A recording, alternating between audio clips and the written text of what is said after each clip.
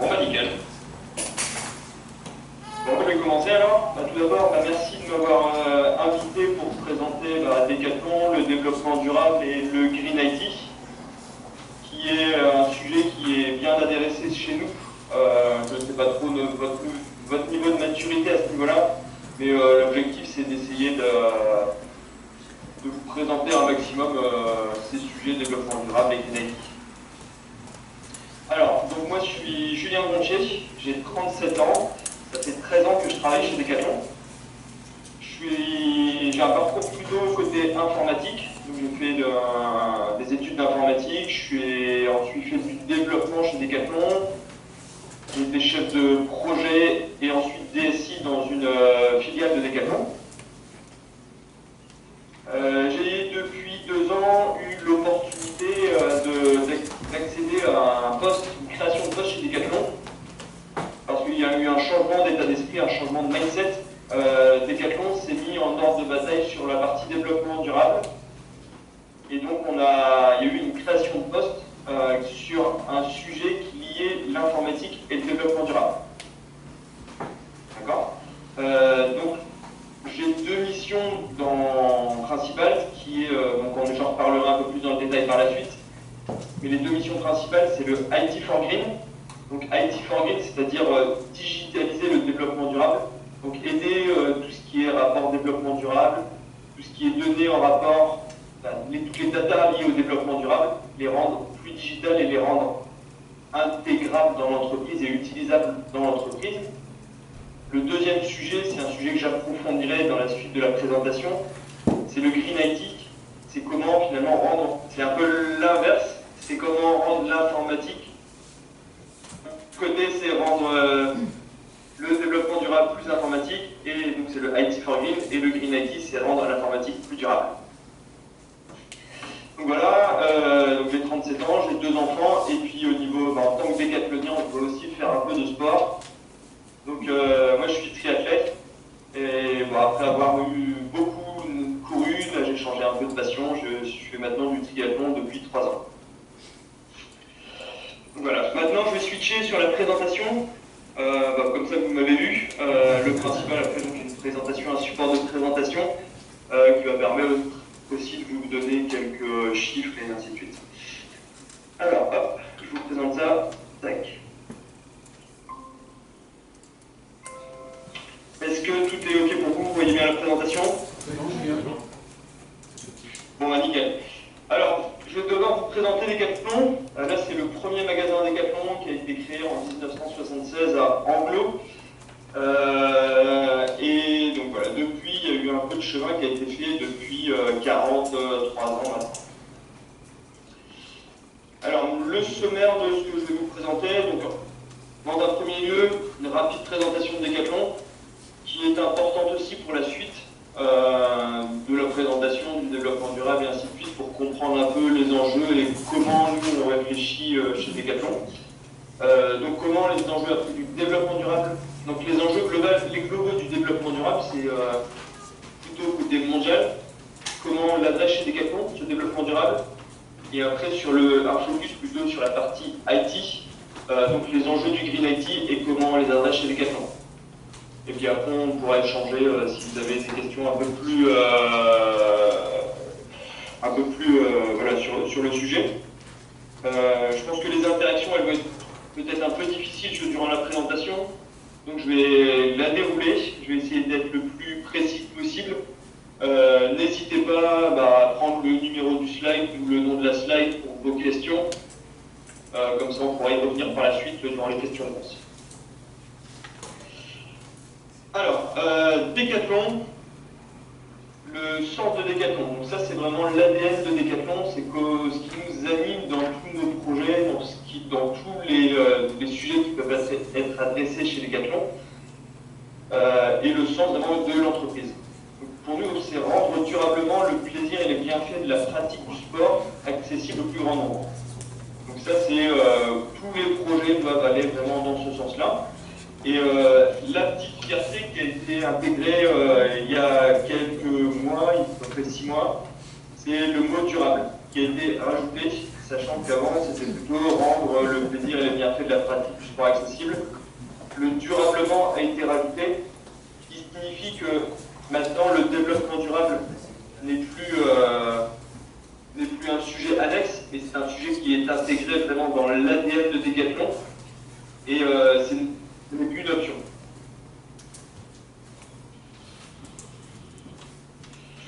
En quelques chiffres, mais j'imagine que vous en connaissez quelques-uns déjà, les magasins Decathlon, on a 1511 magasins à travers le monde, on a 69 entrepôts, on est présent dans 50 pays à travers le monde, donc je vous ferai la présentation juste après. On touche à peu près 275 millions d'utilisateurs et on a deux indicateurs qui sont importants chez nous. Donc le taux de sportifs satisfaits, enchantés on dira même, c'est-à-dire ceux qui recommandent vraiment nos produits. Donc on s'anime vraiment sur ces sportifs enchantés.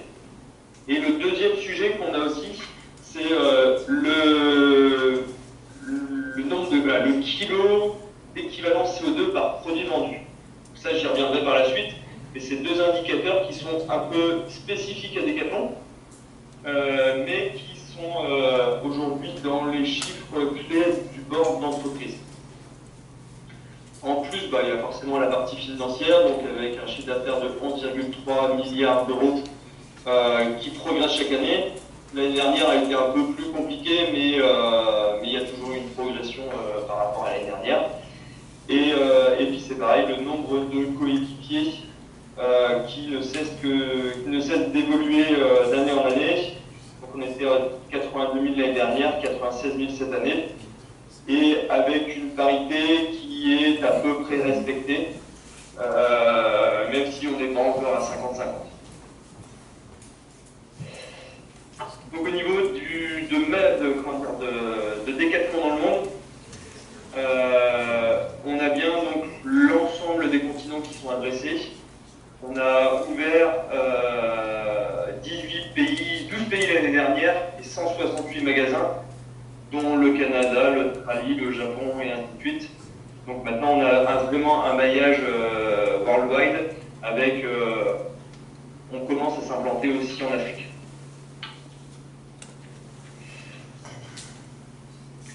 Là où on est assez spécifique chez Decathlon, c'est qu'on n'est pas juste retailer, juste entre guillemets, c'est qu'on est concepteur, distributeur et retailer.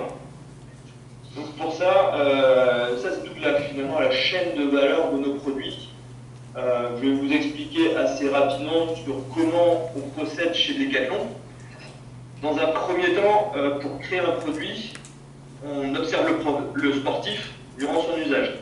Donc c'est pour ça que nos magasins ou nos base camps sont situés dans des endroits le plus proches des pratiques possibles. Donc on a des magasins, un base camp qui est à Hendaye, un autre qui est à Salanches, près du Mont Blanc. Il y a le magasin de conception de cycle qui est dans les Flandres. Voilà. Donc on essaie d'être le plus proche des utilisateurs pour pouvoir récupérer un maximum de besoins. Ensuite, en étape 2, on fait preuve d'imagination. Donc ça, c'est plutôt les designers, les concepteurs qui sont sur le sujet. On crée des monstres, on vérifie les produits et après, on passe sur la phase d'industrialisation.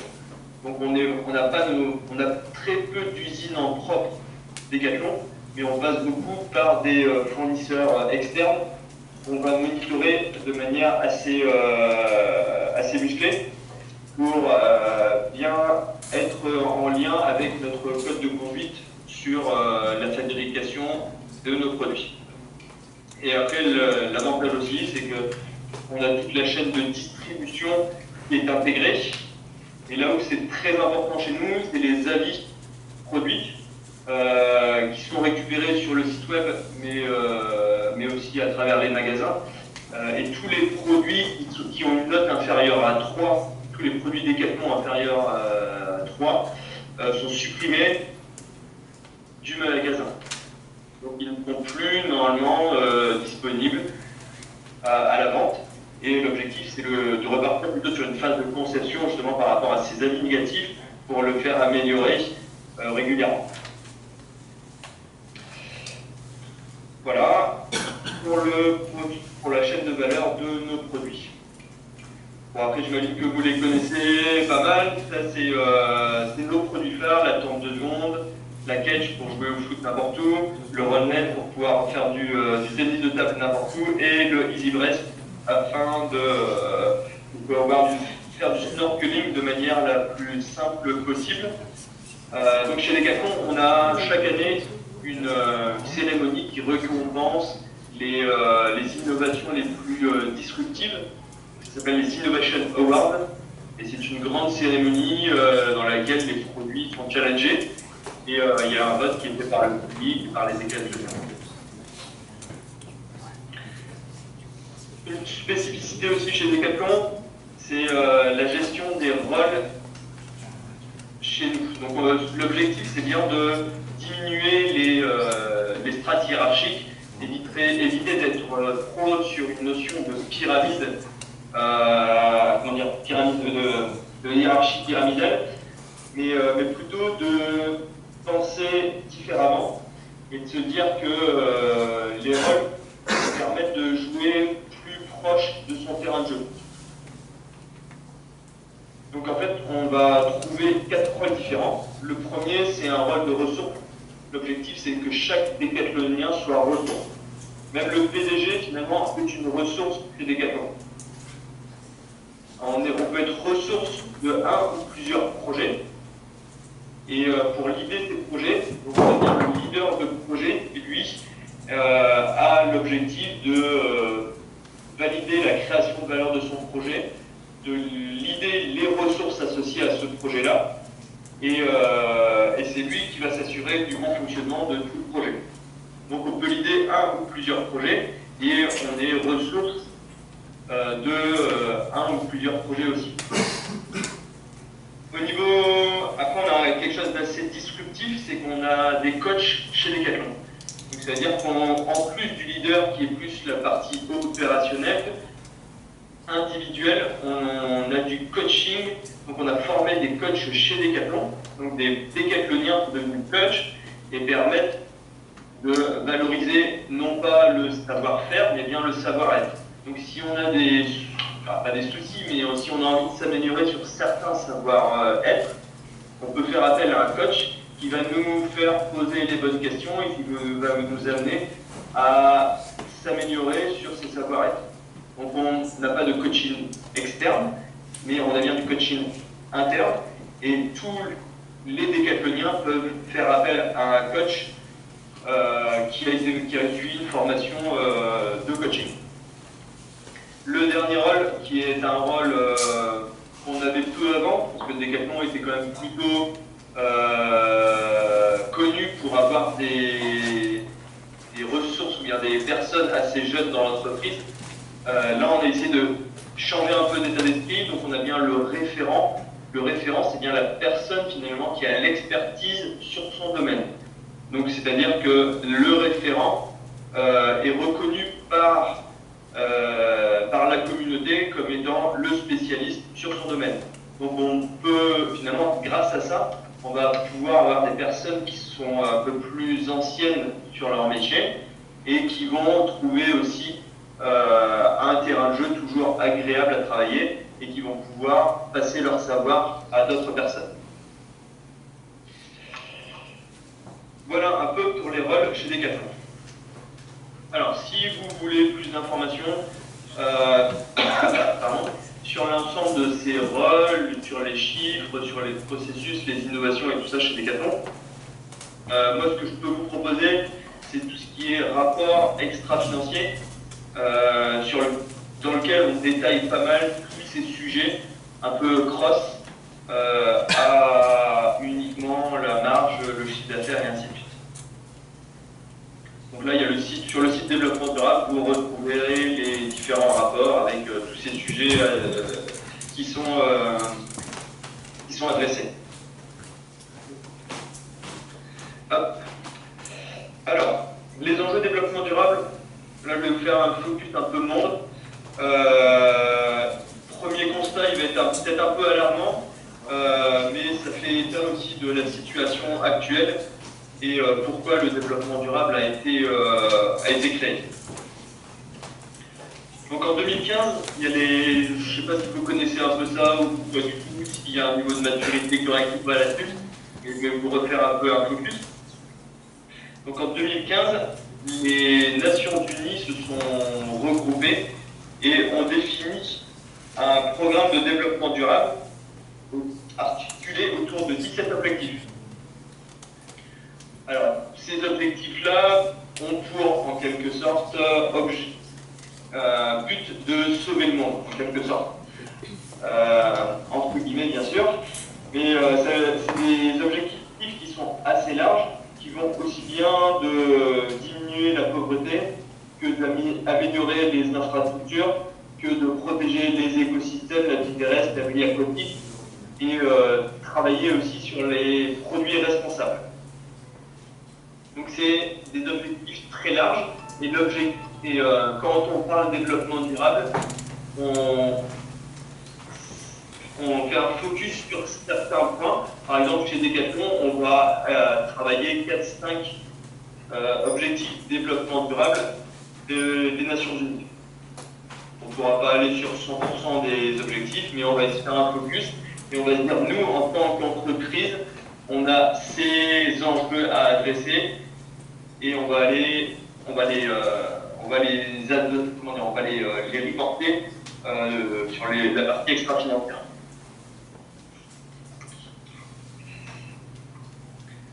Alors là, je vais vous passer 2-3 faits marquants. Le premier, c'est, j'imagine que vous savez tous qu'on vit aujourd'hui à crédit. On a besoin de 1,7 planètes pour couvrir nos besoins annuels. Sachant qu'en France, on est plutôt à 3 planètes, aux États-Unis à 5 planètes, et heureusement qu'il y a d'autres pays qui consomment moins que nous, parce qu'aujourd'hui, on vit déjà à crédit. J'imagine que vous connaissez le jour du dépassement. Donc le jour du dépassement, c'est le jour à partir de laquelle nous utilisons plus de ressources que ce que la Terre peut en produire. Donc aujourd'hui, le jour du dépassement, il est au 29 juillet. Et le problème, c'est qu'il se rapproche, de plus en plus du début d'année, alors que ça devrait être plutôt l'inverse. Donc là, il y a vraiment un focus sur les ressources exploitées par nos pays occidentaux, le mode de vie occidental. L'autre fait marquant, mais c'est un sujet qui doit être adressé par Decathlon, mais aussi par tous les distributeurs de plastique, en quelque sorte jetables. Nous avons toute une responsabilité sur la fin de vie de nos plastiques. Parce qu'aujourd'hui, 8 millions de tonnes de plastique sont déversées dans les océans. Et ça, c'est que la partie visible du plastique. Après, il y a tous les microplastiques qui sont aussi déversés via le lavage, via la décomposition des plastiques. Un autre fait marquant, c'est sur la partie biodiversité. De par nos actions personnelles, mais aussi professionnelles, le réchauffement climatique a fait diminuer la faune et la flore. Et ça, c'est plus un sujet, je pense que tout le monde en est convaincu sur la partie environnementale. Donc là, c'est bien la partie... on a bien sur les dernières années, les années les plus chaudes de l'humanité. Et en plus d'avoir un risque pour la faune et la flore, il y a un enjeu aussi business pour les entreprises. Par exemple, chez Decathlon, on est, nous, en danger sur la fonte des glaciers. Au moins il y aura de glace ou de neige dans les stations d'hiver, au moins on vendra de ski. Au plus il y aura de plastique dans les océans, au moins on vendra de EasyBrest parce que le snorkeling ne sera pas possible. Voilà, il y a toutes ces choses-là, donc c'est pas que du réchauffement climatique, des enjeux climatiques, il y a aussi des enjeux business derrière qui sont importants à aller appréhender et des risques, on appelle ça des risques climatiques liés en entreprise. Et Et le sujet qui est aussi important pour nous en tant que concepteurs de produits et que fabricants, c'est toute la partie esclavagisme, utilisation de ressources d'enfants ou de personnes non désireuses de travailler dans les usines. Aujourd'hui, c'est à peu près 45 millions d'esclaves modernes. Ces esclaves modernes sont souvent dus à des déplacements de population dus à des guerres, demain à des enjeux climatiques. Ces personnes se font confisquer leur passeport et sont obligées de travailler dans les usines de manière contrainte pour pouvoir récupérer leur liberté. Et le sujet, c'est aussi 152 millions d'enfants qui travaillent dans le monde et qui potentiellement peuvent fabriquer des produits qui sont aujourd'hui distribués en France.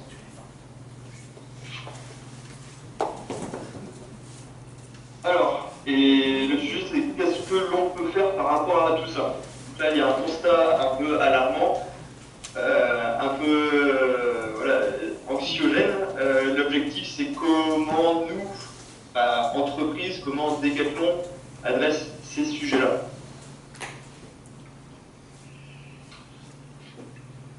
Alors, tous les 5 ans chez Decathlon, on prépare une vision. Donc, dans la vision, c'est de projeter l'entreprise dans les 10 prochaines années. Donc, tous les 5 ans, on fait un travail de vision, de projection dans les 10 prochaines années. Là où c'est intéressant, c'est que sur la vision 2026, qui a été créée en 2016, il y a 5 piliers qui ont été définis. Et dans un des piliers, il y avait la partie donc, préserver notre planète et les hommes pour protéger notre sens. Donc c'est vraiment la partie environnementale, développement durable, qui est vraiment une cause principale maintenant, un axe majeur de l'entreprise, autant que l'humain, que les produits, que le chiffre d'affaires. Le développement durable, donc on l'a pu le voir déjà un peu précédemment, mais le développement durable est défini par 3 piliers. Donc finalement, c'est l'objectif, c'est que l'entreprise puisse se développer de manière durable et pérenne, tout en ayant des impacts environnementaux et sociaux les mieux maîtrisés, on dira. Donc les 3 piliers, ce sera bien le profit, donc celui qui est adressé aujourd'hui par 100% des business, parce que le business model aujourd'hui il est fait sur l'axe profit. Si on n'a pas de marge, si on n'a pas de rentabilité, on ne lance pas de business. Mais les 2 autres sujets qui sont souvent moins bien adressés, la partie humaine. La partie humaine, c'est comment nos salariés travaillent de manière enchantée dans l'entreprise et comment nos produits sont fabriqués en tant que retailer. Et le dernier pilier, c'est le pilier environnemental. Quand on parle développement durable, souvent on pense uniquement environnement, mais c'est bien ces 3 piliers-là, donc les 3 P, on appelle ça le People, Planet, Profit. Donc c'est ces 3 P-là qui définissent vraiment le développement durable.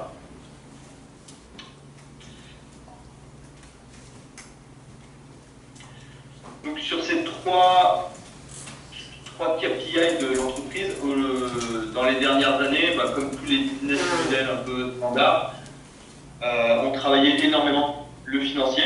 Donc, la partie profit chez Decathlon a été adressée pendant très longtemps. On a des dizaines de financiers, on a des dizaines, voire des centaines de financiers qui gèrent nos actifs et ainsi de suite. La partie humaine était plutôt bien adressée, c'est-à-dire on essayait éviter le turnover, finalement c'est plutôt dans ce sens-là, donc former les gens à ce qu'ils gagnent en compétences et qu'ils soient bien dans l'entreprise. Et la partie environnementale était encore assez faible. L'avantage, c'est qu'à partir de cette année, la partie environnementale est devenue un intégré dans la valeur de part. Donc on ne peut plus se cacher uniquement derrière le profit pour nos actionnaires, mais la valeur de part de Decathlon a intégré des KPI, donc des indicateurs développement durable. Il y a 3 indicateurs qui sont liés à plutôt la partie people, donc la partie humaine, qui sont les coéquipiers enchantés de venir au travail, les clients qui sont enchantés de nos produits, et après un indicateur qui est lié plutôt à la production. Donc c'est comment nos fournisseurs travaillent avec leurs salariés. Donc pour ça, on va noter les fournisseurs, on va aller faire des audits chez eux et vérifier que les règles, le code de conduite défini par Decathlon est bien respecté chez nos fournisseurs. Donc c'est un code de conduite qui va de A à E, donc une notation qui va de A à E. Et par exemple, si on a un enfant sur une ligne de production, c'est un E et on arrête tout de suite de travailler avec ce fournisseur. Et on s'interdit d'avoir des fournisseurs D et E.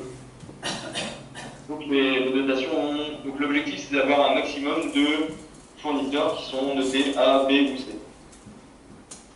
Et le deuxième sujet, c'est bien la partie environnementale. Donc c'est de s'assurer aussi que nos fournisseurs aient le moins d'impact environnemental possible. Donc sur des usines qui sont très lourdes au niveau environnemental, des teintureries et ainsi de suite, éviter le maximum de rejets dans l'environnement, aussi bien dans l'eau, dans l'air, et que les populations qui vivent autour de l'usine n'aient pas d'impact par rapport à la production de nos produits. Donc ça c'est vraiment aussi un indicateur, c'est pareil, c'est noté A, B, C, D, E, et on note, on va faire des audits chez nos fournisseurs par rapport à ces sujets-là. Un autre sujet, un autre indicateur, c'est l'indicateur climat. Decathlon réalise tous les ans son impact environnemental CO2. Donc ça, je vais vous présenter juste après. Et on s'anime à la baisse pour être au maximum sur les accords de Paris de la COP21, qui ont été validés il y a quelques années, je ne sais plus pas exactement, mais qui souhaitent limiter le réchauffement climatique à 1,5 degré. Et le dernier sujet, c'est nos produits, c'est ce sur quoi on peut jouer. Donc les produits, c'est améliorer la conception de nos produits via de l'éco-design. L'éco-design, c'est comment améliorer le produit en gardant la même technicité, le même usage, mais en diminuant soit des matières, soit de la conception.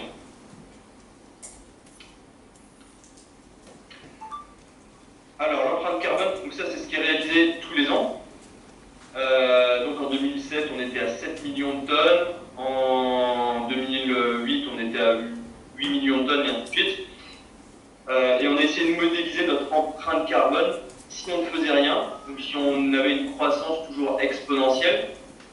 Et on a défini un scénario de moins 40% de tonnes de CO2 par rapport à le business as usual. Donc l'objectif c'est de se dire, si on fait rien, on arrive sur la courbe rouge, et nous on ne veut pas ne rien faire, donc on veut bien s'animer, on veut vraiment s'animer sur le sujet des tonnes CO2, donc on va avoir un objectif ambitieux qui est de moins 40% et qui va fitter avec le moins 1,5 degré de l'accord de Paris. Les émissions chez Decathlon, donc suite à cette au calcul de l'impact environnemental de Decathlon, on a réussi à définir quels étaient les gros enjeux. Le principal enjeu chez nous, c'est bien le produit. Aujourd'hui, le produit représente 78% de l'impact environnemental de Decathlon. Donc sur les 8 millions de tonnes de CO2 émis chaque année par Decathlon, à peu près 80% c'est du produit. Donc le produit, ça va aussi bien de la l'extraction des matières premières, le processus de fabrication avec l'électricité, avec l'eau utilisée et ainsi de suite, la partie usage de nos sportifs, donc c'est combien de fois ils vont laver leurs produits, combien de fois ils vont le recharger et ainsi de suite, et la partie fin de vie, parce qu'on est aussi responsable de la fin de vie de nos produits. Si le produit ne se répare pas, ne se recycle pas, c'est aussi à cause de la conception du produit qui a été mal faite. Donc c'est aussi l'enjeu, il est bien sur le produit depuis tout son cycle de vie. On a un sujet qui est important aussi, c'est le déplacement de nos clients. Pour les faire venir à nos magasins, on a calculé que l'impact environnemental de ces déplacements, c'est 12% de l'impact.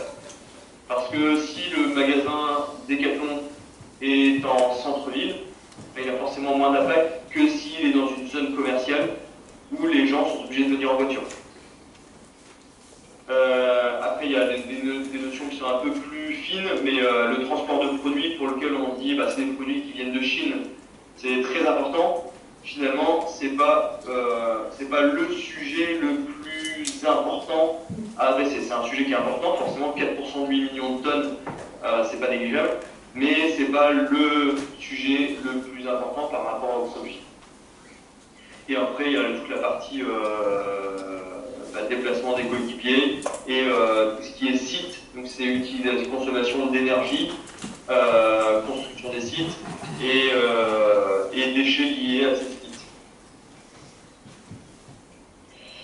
Et donc on peut voir que sur les 80% des produits, il y en a 20% c'est l'extraction des matières premières, 46% c'est de la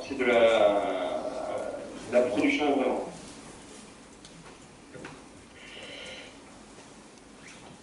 Donc les enjeux prioritaires chez Decathlon. Donc on a un vrai enjeu sur la partie énergie de nos sites propres, mais aussi énergie de nos fournisseurs. Donc nous, ce qu'on souhaite, c'est que d'ici 2026, 100% de notre consommation d'énergie soit faite sur du renouvelable. Aussi bien donc la production de nos produits. Quand on parle d'énergie renouvelable, il y a deux sujets. Il y a le sujet de mettre des panneaux solaires pour produire de l'énergie. Il y a aussi le sujet d'acheter de l'énergie renouvelable issue de sources certifiées et principalement de l'hydraulique, si c'est possible, parce qu'elle est moins impactante que de l'éolienne et ainsi de suite. Voilà, mais l'objectif c'est bien d'être sur 30% énergie renouvelable. L'autre sujet, c'est, comme vous pouvez montrer, c'est les produits qui sont importants. Donc, c'est de cibler les matières les plus impactantes chez Decathlon. Donc, aujourd'hui, les deux matières les plus impactantes, le polyester et le coton. Donc, essayer d'avoir du polyester le plus durable possible et, si possible, du polyester recyclé ou du coton recyclé. Sur le transport de nos produits, le plus gros impact que l'on a aujourd'hui, c'est le transport aérien. Parce qu'on fait des approvisionnements pas forcément corrects, parce que la production a eu un problème, donc on va faire de l'aérien. Aujourd'hui, l'aérien, ça représente à peu près 3% des transports générés, mais l'impact environnemental, il est plus de 40%. Donc 3% de nos transports génèrent 40% de l'impact. Donc là, il y a un vrai sujet sur le transport aérien. Et on essaie aussi de mettre une mentalité de changer complètement via la réutilisation de produits, via de l'occasion, via de la fonctionnalité d'usage et non plus la fonctionnalité d'usage de l'achat de produits. Donc ça, c'est les différents enjeux qui sont des fonds, je vous l'ai déjà parlé, c'est l'impact environnemental, le calcul de l'empreinte de Decathlon, comme un des responsables via de l'énergie renouvelable, gérer tout ce qui est offre et conception, donc avec un gros enjeu de formation sur ce sujet-là. La partie responsabilité en production via nos fournisseurs internes dans l'usine et à l'extérieur de l'usine. Le rapport développement durable, je ne sais pas s'il y a certains d'entre vous qui sont assujettis à ce rapport développement durable, mais nous, c'est un sujet qui nous tient à cœur.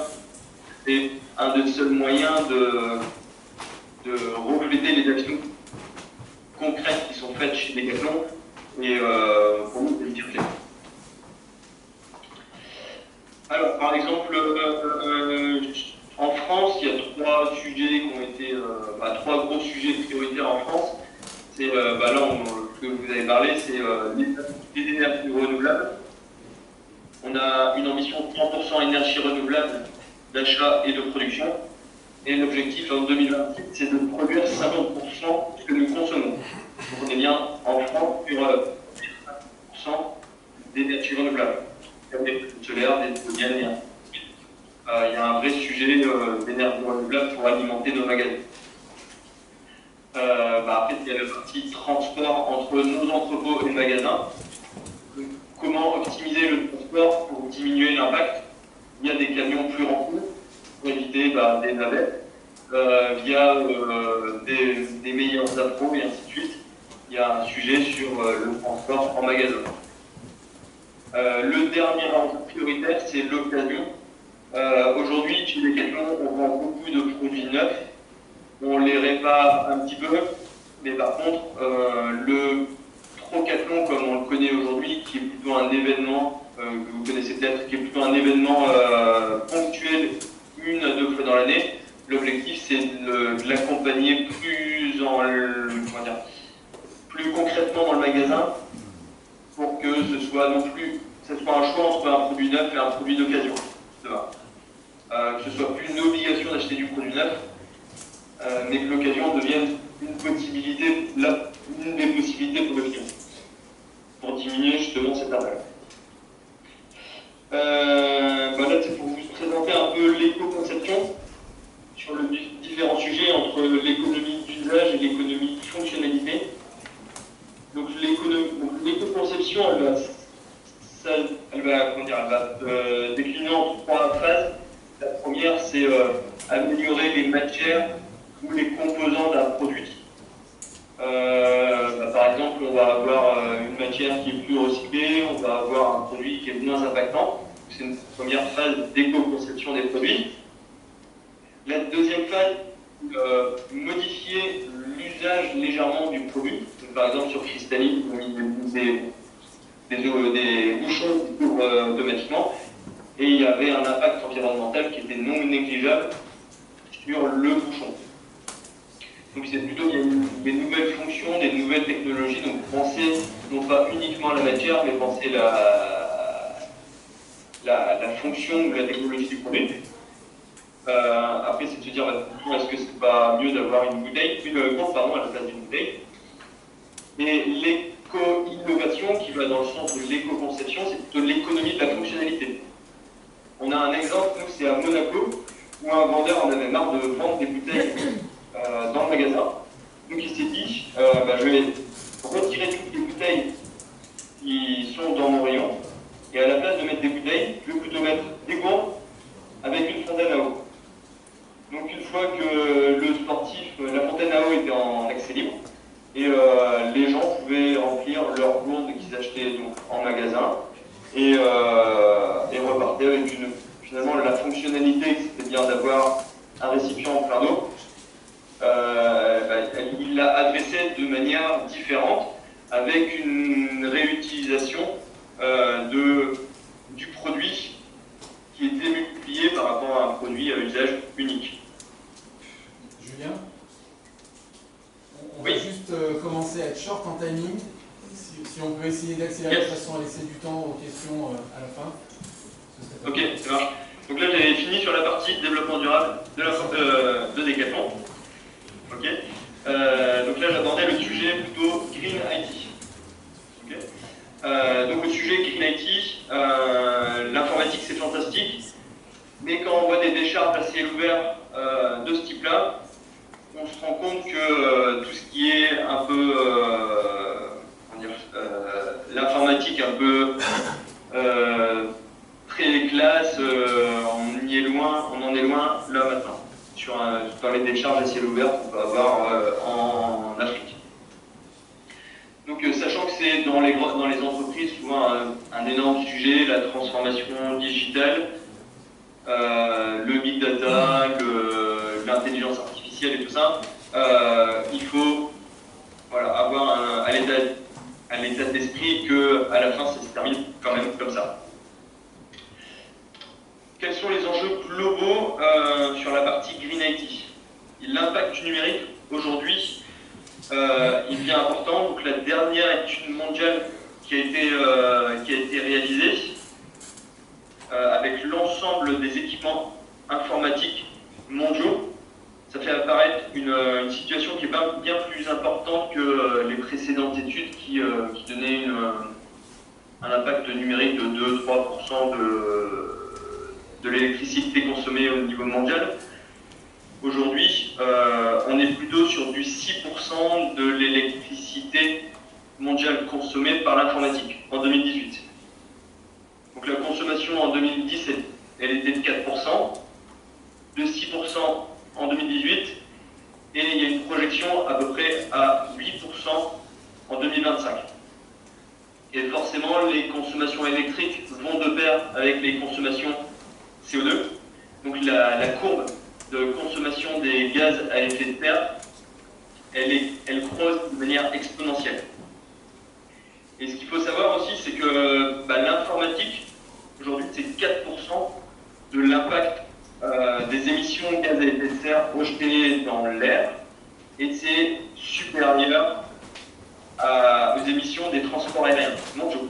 Les transports aériens mondiaux, on est à 3% des émissions globales mondiales, et l'informatique, c'est 4%. Donc il y a un vrai sujet des émissions de gaz à effet de serre au niveau mondial.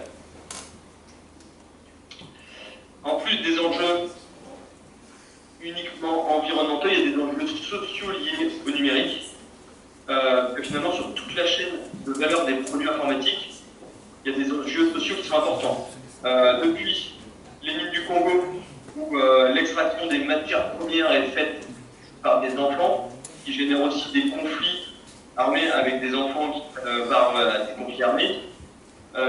La fabrication dans les usines de Chine, là où c'est assez hallucinant, c'est que ça fait appel à des stagiaires qui sont dans des collèges, et c'est des stages obligatoires. Pour valider leur année, ils sont obligés d'aller faire un stage en ligne pour fabriquer des produits informatiques. Donc c'est de l'exploitation humaine à ce niveau-là, pour la fabrication. Premier sujet, sur la fin de vie matériel, sur le recyclage. Aujourd'hui, le recyclage en France, c'est à peu près 50% des déchets électroniques qui sont recyclés de manière correcte. Mais dans le monde, c'est 70% des déchets électroniques qui font l'objet d'un trafic qui est aujourd'hui aussi important que celui des drogues. Donc les produits électroniques sont revendus, envoyés en Afrique ou envoyés en Chine. Ils sont ensuite brûlés pour récupérer du cuivre ou des métaux précieux. Et toute cette chaîne-là fait l'objet d'un trafic. Donc il y a bien des enjeux environnementaux et sociétaux du Green IT. Comment sont divisés les impacts environnementaux sur les différents équipements? Ce qu'il faut savoir, c'est que plus on miniaturise un équipement, et au plus il va avoir d'impact. Donc la bulle grise, c'est la phase de fabrication. Donc l'impact de la fabrication d'un téléphone portable, c'est 85% de son impact global. Donc fabriquer, là où on voyait les produits aujourd'hui chez Decathlon, c'est 78%. Un téléphone qui sera utilisé 2 ans, son impact, il est principalement sur la fabrication.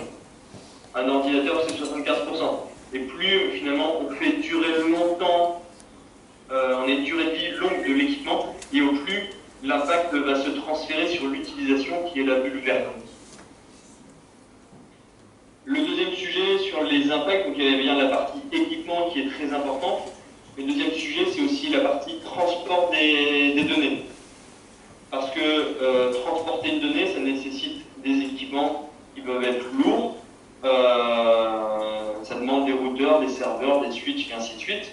Ce qu'il faut savoir, c'est qu'il faut 2 fois plus d'énergie pour transporter juste une donnée que pour la stocker pendant un an. Donc l'objectif est bien là de limiter au maximum le transport des données sur nos sites web, sur les différents échanges qu'on peut avoir. Et le sujet qui est aussi important, c'est l'impact des nouvelles technologies par rapport aux anciennes. L'impact de la 3G est 20 fois plus important que celui de la DSL. La 4G est encore au-dessus et la 5G qui va arriver et démultiplie encore ces impacts énergétiques. Julien, il reste 5 minutes avec la question. Ok, 5 minutes avec la question, ok. Oui, non, mais là, je pense que c'est une conclusion parce que là, on est Ok, excusez-moi. Donc là, c'est plutôt le nombre de terminaux dans le monde, 30 milliards de terminaux. Bon, ça, je vais vous passer. Donc là, c'est plutôt essayer de se voir sur chaque utilisateur quel est son impact. Aujourd'hui, l'impact annuel d'un utilisateur, c'est 800 kg de gaz à effet de serre sur une utilisation numérique en entreprise. Donc là, je vous passerai les slides. Vous verrez l'impact qui est important à toutes les phases de la production et des différents indicateurs. Ça, je vais vous le passer. Je peux vous parler rapidement des actions qu'on engage chez Decathlon. Donc, on s'est engagé au niveau de la DSI de signer la charte numérique responsable. Donc, il y a l'Institut numérique responsable qui s'est créé récemment. Chez Decathlon, on a validé le fait qu'on allait s'engager au niveau du numérique à limiter nos consommations numériques, à rendre le numérique plus responsable et accessible à tous, et rester sur des pratiques numériques éthiques et mesurer au maximum notre empreinte environnementale numérique. Là, c'est plutôt le cycle de vie du prochain, je ne vais pas vous le faire, c'est pas grave. Là, ça peut être intéressant pour vous. On a mis en place le Bon Coin IT chez Decathlon. Les magasins qui ont trop d'équipements informatiques peuvent le réadresser à d'autres magasins parce qu'à un moment ils ont eu un pic d'activité, ils ont eu besoin de beaucoup de tablettes, beaucoup d'ordinateurs. L'activité est plus en baisse. L'objectif c'est de le mettre à disposition via de l'économie circulaire sur le Bon Coin. On a fait aussi notre mesure d'impact numérique. Donc on est arrivé sur des sujets qui sont liés au cloud, à la production d'équipements et l'utilisation du numérique en magasin. Donc voilà, je vais vous laisser là. Merci. Si vous avez des questions, ce sera peut-être plus simple, plus interactif.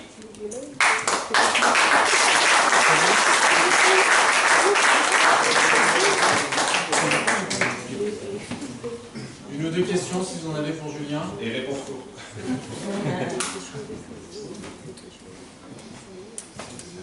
La question ? Bonjour Julien, Vincent. Dans la démarche au niveau du cycle de fabrication, est-ce que vous réfléchissez par rapprocher les cycles de fabrication de matières premières et de l'assemblage de produits près des consommateurs? Au lieu de travailler aujourd'hui assez éloigné des consommateurs. Je pense pas que vous ayez mis 500 magasins en institutionnel. Ouais, effectivement, on a un sujet de rapprocher nos usines de production des consommateurs. Ce qu'il faut voir aussi, c'est que le business de Decathlon, il est à travers le monde. Donc, on peut vendre aussi des produits fabriqués en Chine pour la Chine, fabriqués en Chine pour l'Asie, mais aussi fabriqués en Chine pour l'Europe. Donc, on a aussi ce souhait de rapprocher la fabrication en France, mais aussi comme on a pu le voir, c'est 5% de l'impact, c'est le transport. Le sujet, c'est plutôt essayer d'avoir des fournisseurs qui sont moins impactants pour l'environnement, que ce soit en Chine ou en France.